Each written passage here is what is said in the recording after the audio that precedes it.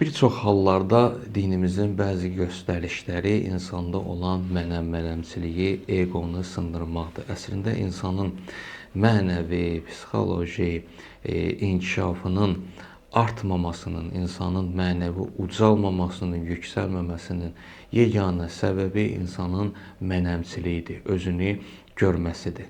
Mənim işim, mənim bacarığım və s. Amma din bu yerdə insana kömək edir ki, insan o mənəmçilikdən, eqodan xilas olub, öz mənəvi halını düzəldə bilsin, yüksələ bilsin, ucala bilsin, böyüyə bilsin.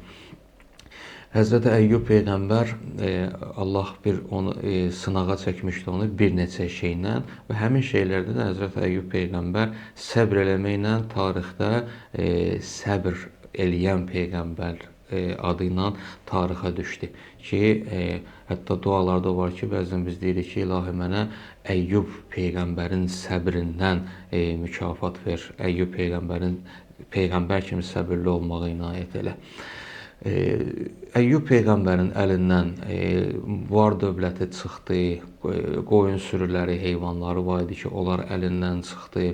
Övladları var idi ki, bir neçə övladı onu ya ildırım vasitəsilə, ya hər hansı vasitə ilə ölməklə əlindən çıxdı və hər bir şeyi Əyyub Peyğəmbərin əlindən çıxanda, hər bir şey ki getdi, sözü bu idi ki, ilahi özün vermisən, özün də aldın, yenə səbr eləyirdi. Və bir həddə gəldi, çatdı ki, Əyyub Peyğəmbər, hətta deyirlər, xəstələndi, cəmaat yığılıb onu şəhərdən sürgün elədilər, şəhərdən çıxartdılar və gəldi şəhərin kənarında, xarabalıq bir yerdə və yaxud mağaralıqda orada yaşamağa başladı. Amma bir gün şikayət elədi, dedi ki, ilahi, oğlanlarım getdi, səbr elədim. Var dövlətim əlimdən çıxdı, səbr elədim. Taxıl zəmilərim yandı, səbr elədim.